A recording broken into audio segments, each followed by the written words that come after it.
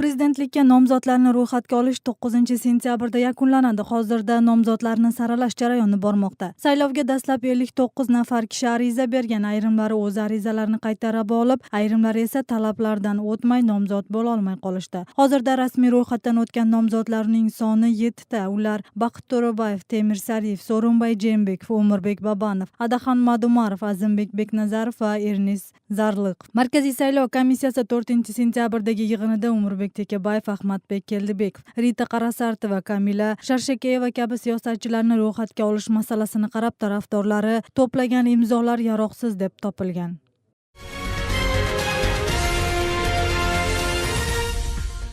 Prezidentlikka nomzodlarni yana 5 nafarining imzosi yaroqsiz. 4-sentyabrdagi yig'inda Markaziy saylov komissiyasi nomzodlar Kamila Sharshakeyeva, Rita Qarasartova, Quban Choroyev, Tursunbek Aqun va Talg'atbek Xo'jag'ulovning tarafdorlari to'plagan imzolari yetarli emas deb topildi. Shu kundagi yig'inda nomzodlar Arslanbek Maliyev, To'xtay Mutaliyeva va Arstanbek Abduldayevning imzolari 30 minglik me'yordan oshmagani ma'lum bo'ldi. Qonunga ko'ra nomzod bo'lib ro'yxatdan o'tish uchun fuqaro tarafdorlaridan kamida 30 ming imzo yig'ish kerak. Prezidentlikka nomzodlarni ro'yxatga olish shu haftada yakunlanadi.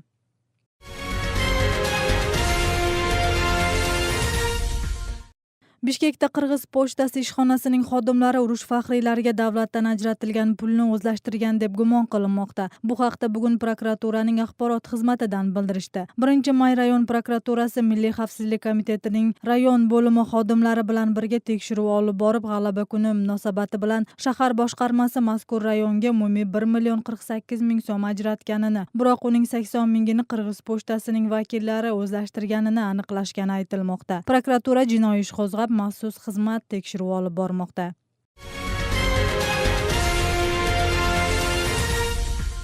Bugun Bishkek shahar sudi Bosh prokuraturaning apellyatsiya arizasini ko'rib chiqadi. Asosiy nazorat organi muxolifatchi Atamekin partiyasining lideri Umurbek Tekabayev bilan sobiq favqulodda holatlar ministri rahbari Dushunqul Chotonovga nisbatan chiqqan sud hukmidan rozi emasligini bildirgan. 16-avgustda Bishkekning 1-May rayon sudi sudyasi Aybek Ernesog'li 2 siyosatchini 8 yilga ozodlikdan mahrum qilish, mulkini davlatga o'tkazish va ozodlikka chiqqandan so'ng 3 yilgacha davlat xizmatida ishlamaslik hukmini chiqargan. Ularga nisbatan jinoiy ish qo'zg'alishiga rossiyalik fuqaroning $1 million pora haqidagi arizasi asos bo'lgan. Sudlanuvchilar ayblov asossiz ekanligini aytib, bu hukumatning siyosiy ta'qibi deb bildirishdi.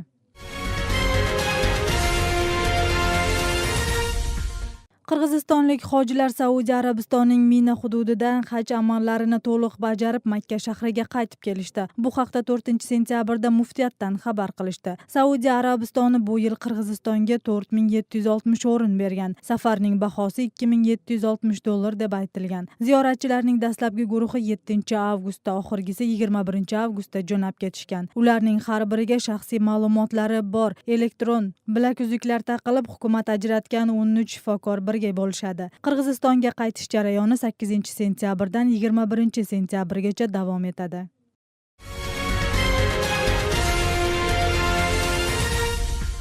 O'sh shahrining Japala qishloq hukumatidagi qator joylashgan zavodlar aholini bezor qildi. Qora tutun DO uchastkasini butunlay qoplamoqda.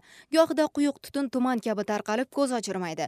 Shu sababdan turli kasalliklar ham tarqalayotganini yashovchilar aytib shikoyat qilishmoqda. DO uchastkasining yashovchilari temir ishlab chiqaruvchi zavodning faoliyatidan sog'ligimizga zarar tegizmasmikin deb xavotirlanishmoqda. Ular qatorida homilador Baxtigul Yusupova ham bor. Uning 1,5 yashar bolasi tug'ilganidan boshlab allergiya kasalligi bilan jabrlanib kelmoqda. Shifokorlar ham bu yerdagi aholi ekologik nochor sharoitda yashayotganini bildirishdi.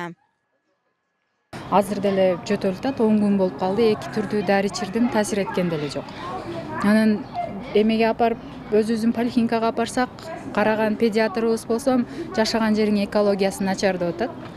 O'sha kishini o'sha ekologiyani qarab qo'yishsa yaxshi bo'ladi. Yosh bolalar ko'p berdi. Kirpichniydi tutuni. O narjoqda temir eritishadi. O'shalarning bar yo'q nima bo'lib, совсем не только kasaldi, biz o'zimiz ham damimiz. Korxona rahbari esa ishxona ta'mirdan o'tib tegishli talablarning barchasi bajarilayotganini bildirdi. Buning uchun tutunni zararsizlantiruvchi maxsus filtrlar o'rnatilgan. Shu bilan birga tegishli hujjatlarning barchasi bor ekanligini qo'shimcha qildi. Bunday tutun chiqib ziyon tortayotgan bo'lsa, anda bu yerda ishlayotgan жұмысшылар деле ziyon tortmoqda. Жұмысшылар ziyon tortmaylar, yaxshi ishlayotamiz bu yerda-chi bizda atayin texnический безопасность qaralgan. Deuda temir korxonasidan tashqari g'isht chiqaruvchi ikkita ishxona faoliyat yurgizib kelmoqda. Bular ham mahalliy aholiga yaqin turganligi uchun zararsiz deb aytish qiyin. Ayniqsa tungi shamollar yo'nalishi uylar tomon yurganda tutun hovlilar ichini ham qoplab ketadi. Allergiyalik qo'rlar bo'lishi mumkin, onkologiyalik qo'rlar bo'lishi mumkin. Biroqlar ko'p yilda paydo bo'lib turgan o'rlar. Biroq Japalaq aylig'ida armatura zavodining tutunidan o'rib qoldi degan fakt yo'q. Qanday o'rlar qattaldi degan fakt yo'q. Shu bilan birga korxona va uylarning o'rtasidagi himoya maydoni saqlanmay qolgan. Me'yor bo'yicha masofa 300 metrni tashkil etish kerak, ammo ayni masofa 50 metrga qadar yaqinlashgan.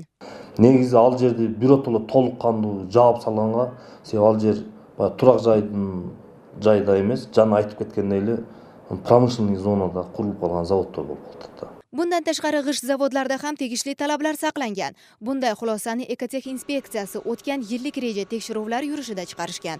Filtrlar normaga javob berib, zararsizlantirilgan tutun inson salomatligiga katta xavf tug'dirmaydi. Feruza Murabdullayeva, Asel Busurmanqul qizi, Azam Buzrikov, Intimaq.